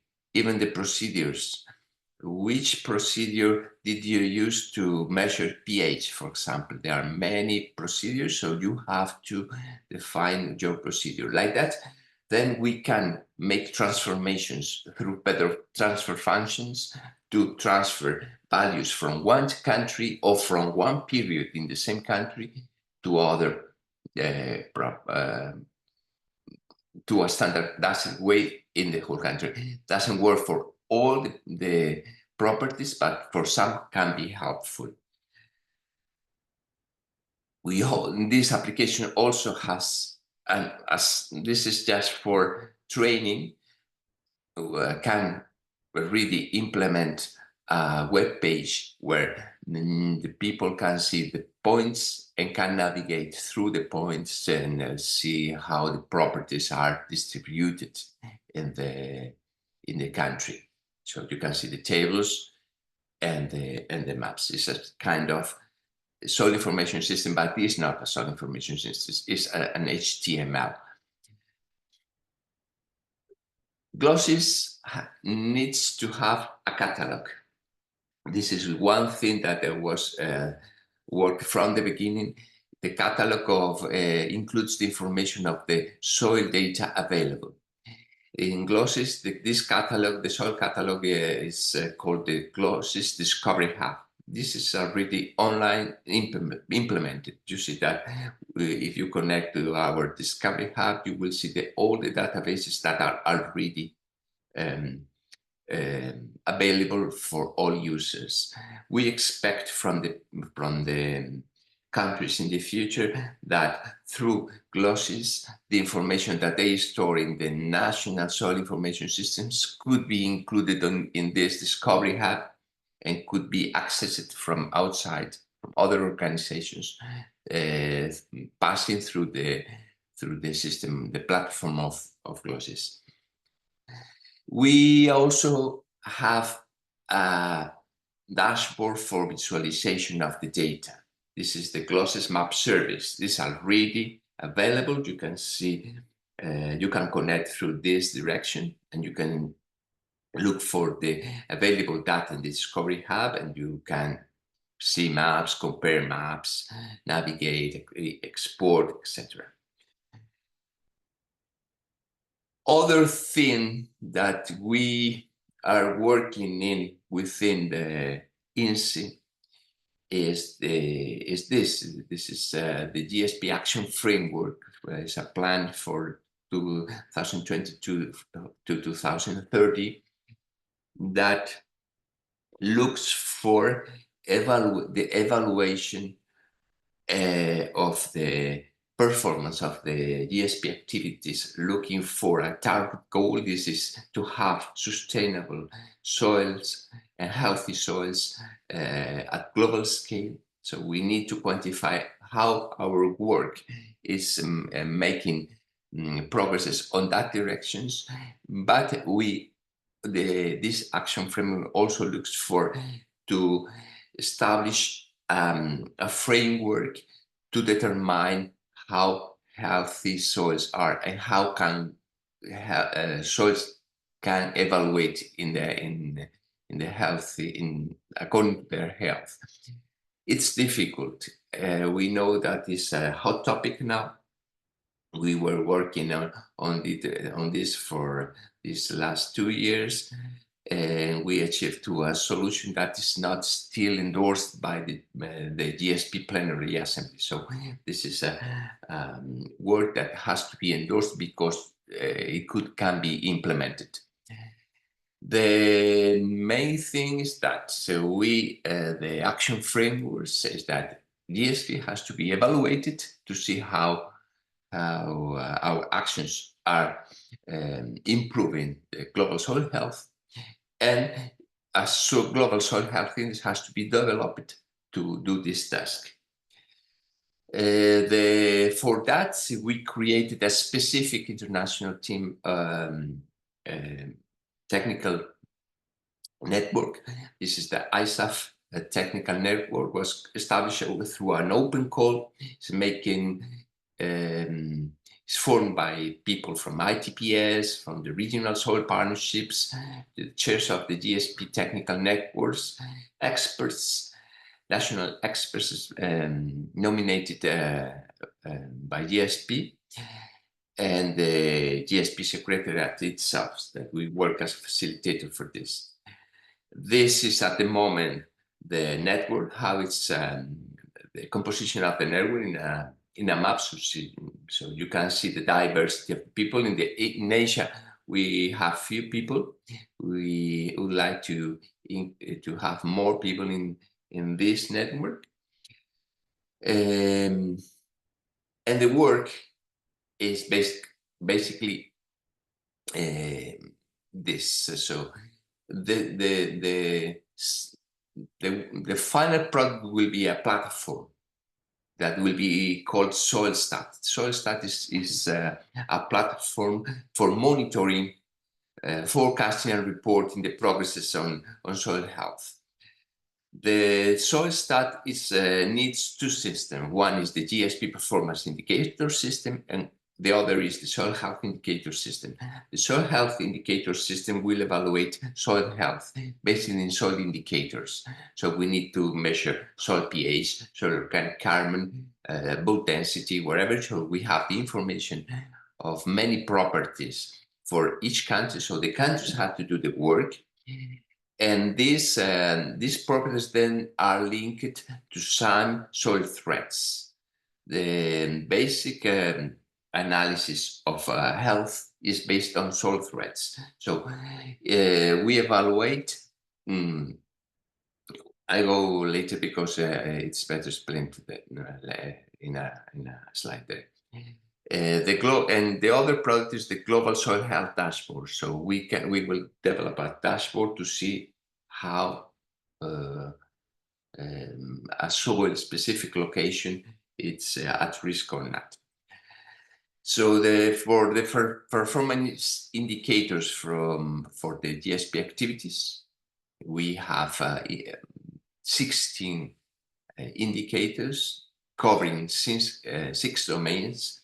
So from sustainable soil management, soil governance, knowledge and literacy to technical cooperation. So these are questions and facts. How many trainings did your country with FAO for this specific topic? So this has to be evaluated each 2 years. And then we can measure the performance of the GSP activities according to the goals of having a sustainable soils. And the other is the soil health indicators that measure the soil health. We use 10 soil threats. Why those 10 soil threats? These are the soil threats that have been periodically analyzed in the report, in the status of the World Resources Report. So we want to be aligned with that. And the soil threats include acidification, salinization, compaction, waterlogging, erosion, soil organic carbon clan, etc. So we need to analyze that according to some parameters that are related to those soil threats and reported every 2 years. This has to be also done by the countries, for the countries, but connect them through the national soil information systems to GLOSIS. And this is the dashboard. It's a schema of how the dashboard will be implemented. So it's a dashboard where you can take statistics from each point and you can determine which threats are occurring for allocation, and you can take measurements of management practices. So if our threat is we are losing organic carbon, try to implement measurements, policy measurements to increase the soil organic carbon in this area. At the beginning, the soil health dashboard, the soil health dashboard needs a soil health index. This is based on this. At the beginning, the soil health index was based on soil ecosystem services. That is, we evaluated soil ecosystem services, how our soils are able to provide ecosystem services, and according to the different ecosystem services that they provide, So we can make a classification. So this soils is able to provide clean water, to provide fibers, to provide wood, to provide food, wherever. And then at the end, we have an analysis of what is the qualification of that soil, the health of that soil to provide a natural soil ecosystem service. But this is a complicated task. At the moment, we don't have enough information to do it. And this is why we move to another point, is soil threats. As I said before, we analyze specific soil threats as a proxy for soil health, and then we make this classification. In the future, I expect that the movement will be to evaluate the health of soils through an approach using soil ecosystem services. But now, at this moment, with the information that we have, is unfeasible. And we need to do something, at least a transition to something better. This is the end of my presentation. Thank you for your attention. And if you have some questions, I'm here to answer. Thank you very much. Thank you very much, Luis, on that very informative presentation on how the GSP is facilitating the exchange of soil information and data. Can I please ask that you stop sharing your screen so that I might take up? Stop share. Right.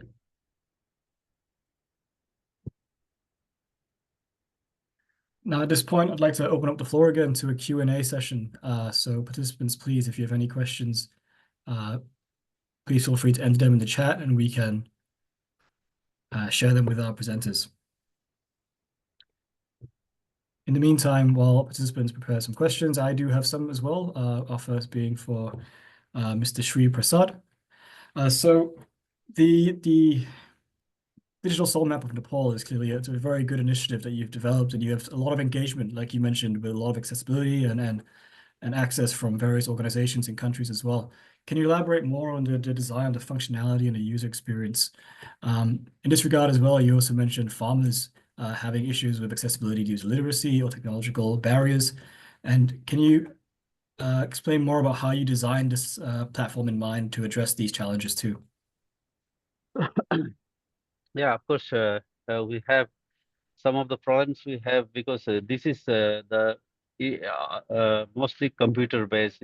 Farmers they have mobile, so the interface do not fit with the screen of the mobile. So all the features is quite difficult to get in the mobile. So REST is good, but the thing is. The demand from the farmers as well as other users are that they want it in our own language, in Nepali language, and we are trying to make it. But we have API, API link with the other API services as well. So some of the companies, startups, they have taken around eight of the companies have taken API from us, and they use our data to generate some of the informations in Nepali. So that is another perspective of how we are doing those things, trying to mitigate the problems with the users. So functionality, it's very easy to access it, and we have also, I said that we train all the technicians of the municipality who is responsible for planning, monitoring, as well as implementing the agricultural activities within the municipalities. And those agricultural experts, they are more more responsible to deliver those information to the farmers. So we generally ask farmers to go to the municipality and meet with those chiefs, so that they can make a good communication, as well as because soil testing and getting the soil information status is not enough, because the farmers may have some different plans to grow what they want. So based on the soil status, the technical persons, they can recommend the farmer to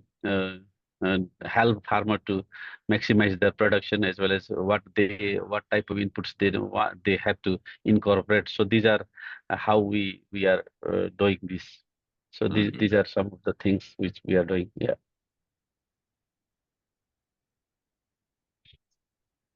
Yeah, over to you.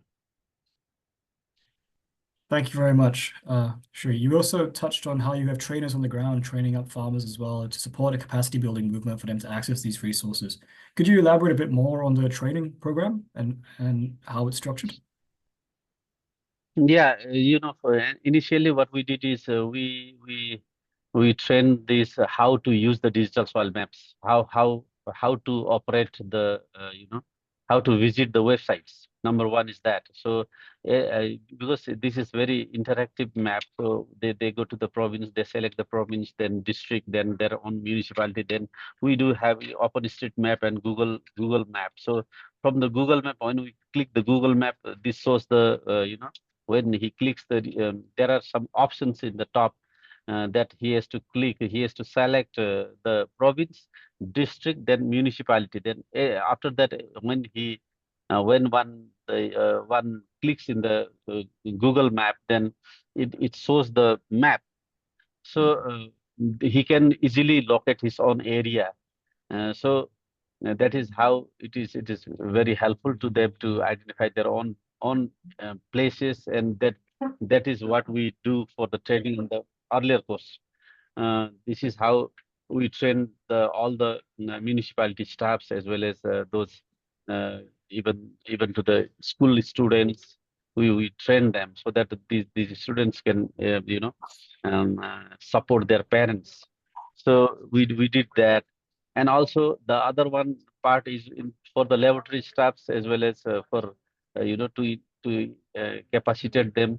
We did some of the departmental staffs. We did the use of GPS, how to use the GPS and how to collect the soil samples, and how to do the sampling at determine the sampling points. We did that also as well. And through that we prepared a certain format for data entry, as well as we have certain format that, and they enter the data. And we also have a standard soil health card, which is similar for all the country, one single one for all the country. So that part we train them. Then we also train in the how to downscale those data set from national to their own rural municipality. So those data they can extract and they can make a map on their of the municipality. This is the training what we did. We did the capacity building of those staffs, so that the the data set or the information of the soil can be easily reached to the farmers or the end users. Yeah. Thank you so much. One more question for you as well. You mentioned you have a significantly large data set for 400,000 data points that you can work with. But you also mentioned some of the challenges with georeferencing and ensuring the accuracy. As you updated, we also heard a bit from Luis about the efforts made by the GSP to provide a harmonization process to support global soil information efforts. What processes have you implemented to ensure harmonization and QA/QC across these data sets? And do you reference any frameworks such as GLOSAS as well in your implementation? Yes, definitely, because we do have we follow the GLOSAS as well, and for that we have a digital soil management procedure, which is approved by the minister level decision. So during that time, what we do is all those procedures are for all the laboratories. 16 laboratories, we have the same procedures for all.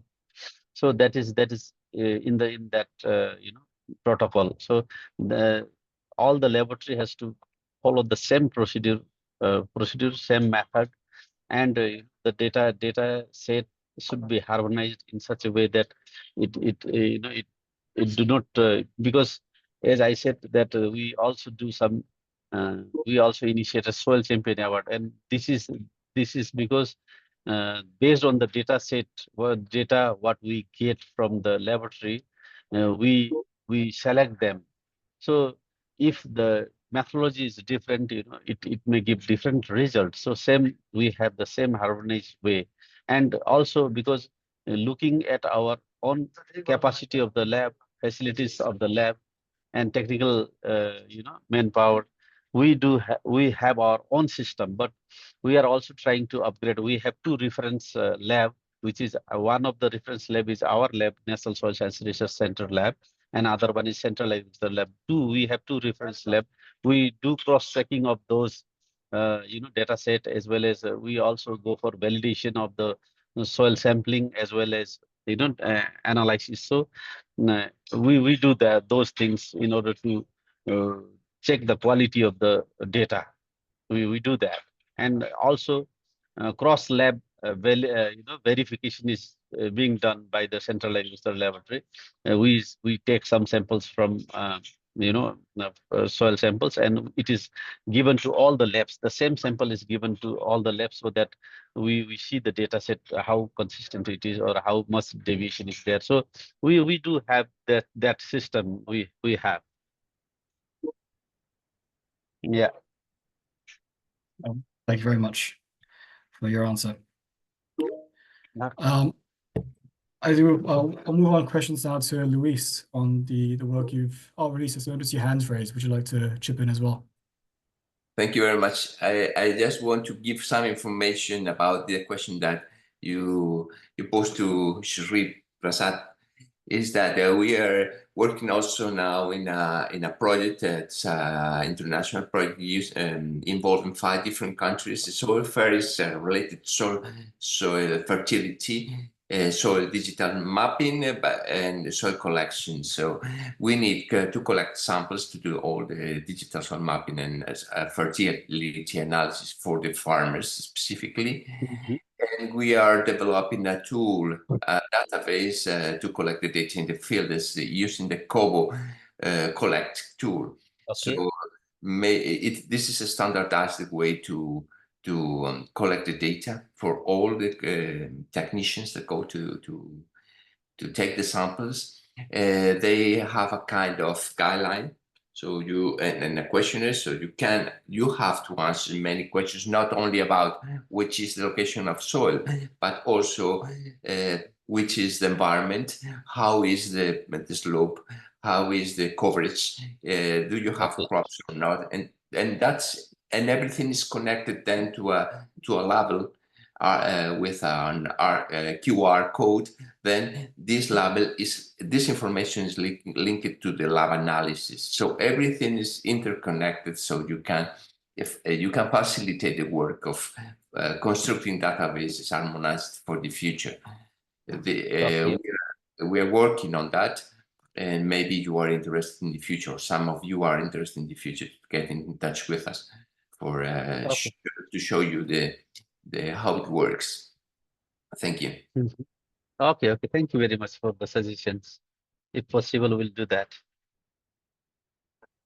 Great. Thank you very much, Luis, for your inputs and insights into that as well.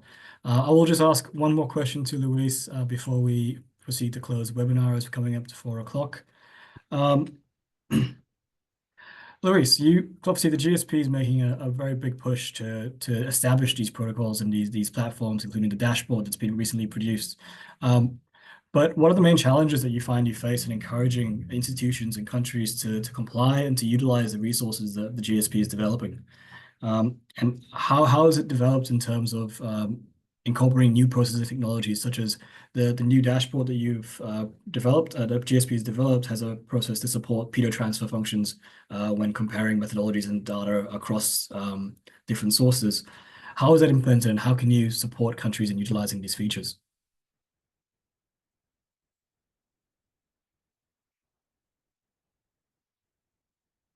Sorry, Luis, I think you're on mute. Sorry. Well, the challenges are mainly related to, first, the lack of applications at present to do this. We are working on the standardized methods to do that, and it's no easy to do it because you have to follow standards that will last in the future. So we want to implement things that we won't need to change in the future. For that, we are working on the implementation of standards and ways to easily facilitate the input of data for the countries. We face two main challenges. One is technology. We have to implement harmonized and standardized national soil information system platforms for sharing and platforms for data input in an harmonized way. And the second thing is capacity development. Even if we know how it works, the tools are not simple to implement. So we need to make capacity development programs to teach the people in the countries how to do it. We try to do it in a simple way. So, for example, this training that some of you are following for harmonizing database and everything is compiled in a Docker container. It's a technology that allows you to share applications without installing anything complicated in your computer, and will work in any system. So it will work in Windows, Mac, or Linux systems. This can be implemented directly in a server. It's not a solution for the long term because Docker is a way of sharing things and it works as a computer, but it's better to implement it finally in a server. But it's a way for training, like that people don't spend the time on configuring the complicated technology to achieve to what is the real training. So understanding how to put the data, how to fill the tables, and how to run the system. This is, according to my opinion, implementation of capacity building programs is crucial to succeed with the harmonization of the data. What your second question? I don't remember. Oh no, I think you covered it as well. It's more about how you standardize the approaches. So thank you very much. In the interest of time, I think we might close the webinar for now. Participants and attendees, please, if you have any questions, please feel free to send them through to us, and we can send them through to our speakers, or you may contact them directly as well if they prefer that. So I'll just finish off with a final poll for us, just to gauge where we're at.